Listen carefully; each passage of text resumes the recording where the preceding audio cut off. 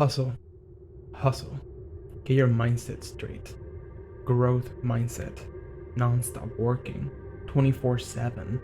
Always on. Working without breaks. Sleepless nights. Isolation. You invest fully into a growth mindset, but then it turns toxic. Toxic positivity infiltrates your life. Be positive. Eliminate negativity from your life. Eliminate negative people you tell yourself. You might be asking, what's wrong with that? If I can achieve success, then I'll do it. Does it really make you successful to work non-stop, potentially burning out? Does it really make you successful? Ask yourself that.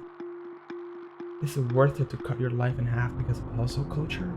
To eliminate all people who care about you because of their concerns you deem as toxic? Is that worth it? People sell others on the concept that unless we work non-stop, we're a loser, right? Unless you work non-stop, positively going about your life, you will not succeed. Unless we work for hours on end, we do not work enough.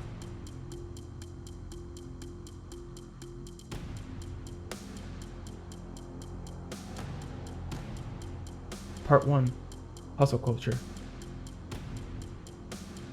You ride the wave, the emotions, you feel unstoppable. You work and work, no breaks, grinding, always on. You believe unless you work and hustle non-stop, you're not worthy of success. Then the more time you spend working without breaks, without a proper sleep, without a proper meal, you start feeling tired. Now the idea that it's cool to always be on, to push yourself to the max, each of the 1,440 minutes of the day, is becoming an issue. You boast about having no breaks, no leisure, no weekends off, no vacations, no sleep or exercise, and practicing gobble, gulp, and go, or skipping meals altogether. Now, it is actually becoming a problem. It is preventing you from actually working. Long term, hustle culture is not sustainable. Let's put it into perspective. According to a study referenced in Psychology Today, you're cutting your career short, slowly destroying your mental and physical health, harming your relationships, and you may even die at an earlier age than everybody else. Not only are you harming your mental and physical health, but it comes with severe harm to your relationships and overall lifespan. Do you really want that? Sure, you can hustle non-stop and always be on, but make sure to remember, you will not be on for long. The unnecessary stress that is self-imposed for the sake to appear as if you're working so hard, because you have heard others say work non-stop, but you do not look into the dark side of hustle culture. And it is damaging. You will burn out. You will recover, and instead of taking it slow, you will go back to hustling and hustling, burning out again. Burnouts will become more frequent. You will start feeling sick, tired, and you will not be able to think straight. Your body starts shutting down, and there's not much you can do unless you stop hustling non-stop and actually take breaks. Part 2. Growth mindset. A growth mindset is, well, a mental shift away from a defeatist perspective. The growth mindset, we are told that a person's most basic abilities can be developed through dedication and hard work. However, there's a problem with growth mindset.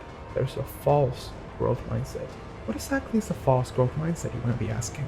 Nobody has growth mindset in everything all the time. Everyone is a mixture of fixed and growth mindsets. They believe that one can train ourselves to be in a growth mindset all the time. It's absurd. We will have days where we can be on a growth mindset, but then 2 days later, life hits us and we retreat to a fixed mindset.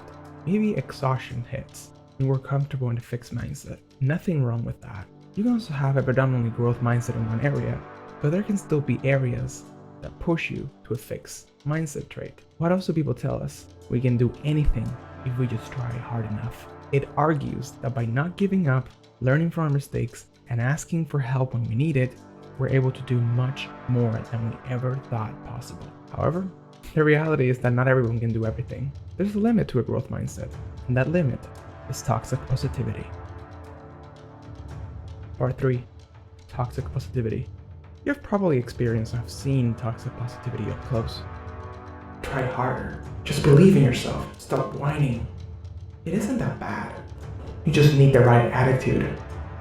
Think positive thoughts. Don't be negative. Those are some words or phrases that you might hear around.